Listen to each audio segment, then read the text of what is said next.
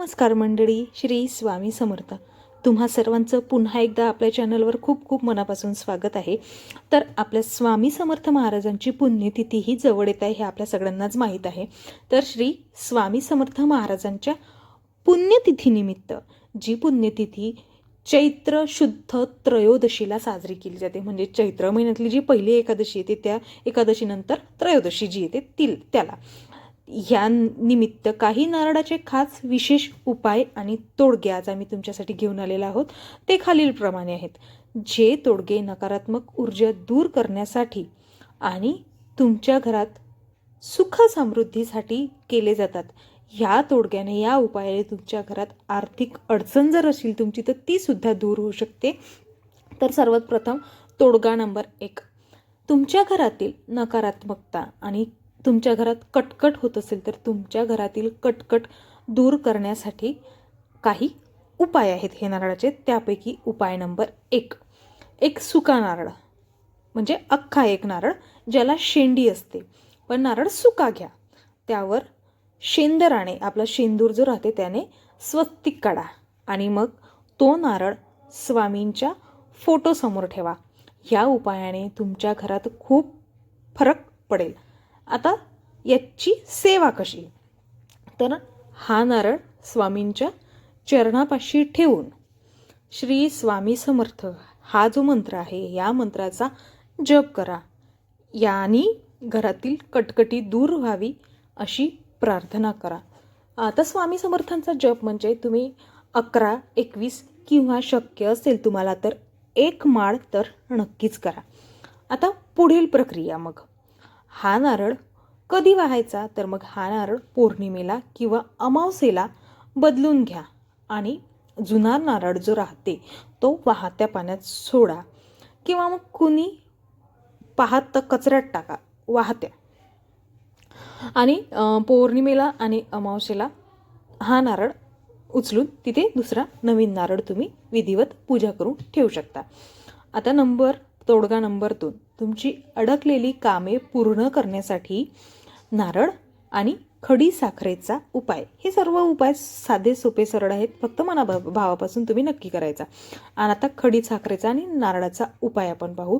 तर उपाय आहे, स्वामी समर्थांच्या फोटोसमोर किंवा मग तुमच्या घरात मूर्ती असेल तर मूर्तीसमोर पूजा करून, एक विधिवत स्वामी समर्थांची पूजा करून एक नारळ आणि त्याजवळ थोडीशी खडी साखर ठेवा.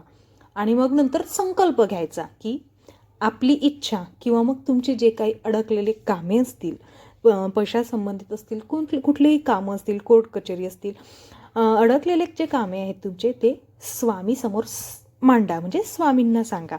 आता प्रसाद, पुण्यतिथीच्या दिवशी हा नारळ फोडून तो प्रसाद म्हणून कुटुंबात वाटावा आणि स्वतःसुद्धा घ्यावा. हा उपाय अत्यंत फलदायी मानला जातो. आता तोडगा नंबर 3 आहे, आर्थिक भरभरीसाठी उपाय. आजकाल आर्थिक अडचण सगळ्यांनाच आहे. स्वामींवर विश्वास असू द्या आणि समोरचा तोडगा मनाभावापासून करा. तुमची आर्थिक अडचणसुद्धा दूर होईल आणि तुम्हाला आर्थिक अडचणीत दूर होऊन तुम्हाला तुमच्या व्यवसायात भरभराट येईल. उपाय आहे, पुण्यतिथीच्या दिवशी, स्वामी समर्थांच्या पुण्यतिथीच्या दिवशी एक नारळ घेऊन त्यावर पिवळ्या रंगाची रेशमी दोरी बांधा. तुम्हाला प्रश्न पडला असेल, रेशमी दोरी नसेल तर पिवळ्या रंगाचा रेशीम धागा असेल ना तुमच्याकडे, तुम्ही तो बांधला तरी चालून जाईल. आता कृती काय करायची? या नारळाला हळद कुंकू लावून स्वामींच्या चरणाजवळ ठेवा आणि लक्ष्मी तुमच्या घरातील स्थिर राहण्यासाठी मनाभावापासून प्रार्थना करा. त्यानंतर तो नारळ आपल्या तिजोरीत किंवा धन ठेवण्याची जी जागा आहे त्या ठिकाणी ठेवा. आता ह्या उपायासाठी नारळ हे शक्यतोवर सुकं असावं याची तुम्ही दक्षता घ्या. त्यानंतर तोडगा नंबर 4, नारळाचा उतारा. खूप उपाय हा प्रभावी आहे. नकारात्मक ऊर्जा या उताराने दूर होतो, म्हणजे नकारात्मक ऊर्जा दूर करण्यासाठीच हा उपाय आहे. तर उपाय पुढीलप्रमाणे, जर घरातील कोणावर वाईट नजर असेल किंवा मग एखाद्याचे कामं होत नसतील तर एक नारळ घ्यायचा, एक अख्खा नारळ घ्या ज्याला शेंडी असतो असा नारळ. आता याची कृती कशी करायची, म्हणजे हा उपाय, तर ज्या व्यक्तीला त्रास आहे, ज्या व्यक्तीचे कामं व्यवस्थित होत नाही आहे, त्याच्या डोक्यावरून तो नारळ उत्तर दिशेला तोंड करून 7 वेळ फिरवा. फिरवा म्हणजे उतारा करा. उत्तर दिशेला तोंड करून त्या व्यक्तीचा तो नारळ त्याच्या अंगावरून 7 वेळ त्याचा उतारा काढायचा. आता मग या नारळाचं करायचं काय, तुम्हाला प्रश्न पडला असेल तर विसर्जन. यानंतर तो नारळ घराच्या बाहेर एखाद्या निर्जन ठिकाणी किंवा मग वाहत्या पाण्यात टाकून द्या. निर्जन ठिकाणी म्हणजे जिथे कोणी असं येणारं जाणारं नसेल. आणि मग तुम्ही शक्यतोवर वाहत्या पाण्यातच टाका. वाहत्या पाण्यात टाकल्यानंतर जेव्हा तुम्ही परत येता किंवा जाता तेव्हा मागे वळून मात्र पाहायचे नाही. आता काही महत्त्वाचे विशेष खास नियम आहे. स्वामींना जो नारळ ठेवतो आपण, तो स्वामींना ठेवलेला नारळ प्रसाद म्हणून ग्रहण करणे अत्यंत शुभ मानले जाते. आता कधी कधी काय होते की नारळ खराब निघते. मग अशा वेळेस काय करायचं, जर तुमचं नारळ खराब निघाला असेल तर अजिबात घाबरून न जाता तो विसर्जन करायचं.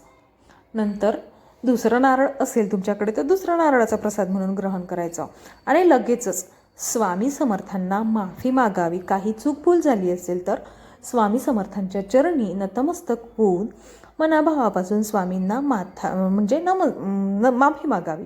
आता विशेष टीप, हे उपाय श्रद्धेवर आधारित आहेत, त्यामुळे पूर्ण विश्वासाने जर तुम्ही केले तर तुम्हाला चांगले फळ नक्कीच मिळतील. उपाय कसे आहेत, ते अत्यंत साधे आणि सोपे आहेत. तुम्ही सहजच कधीही करू शकता पुण्यतिथीच्या आसपास. तेव्हा जर तुम्हाला यापैकी कुठलाही प्रॉब्लेम असेल तर तुम्ही हे उपाय करू शकता. अगदी साधे सरळ आहेत. व्हिडिओ शेवटपर्यंत बघितल्याबद्दल तुमचे मनापासून खरंच खूप धन्यवाद.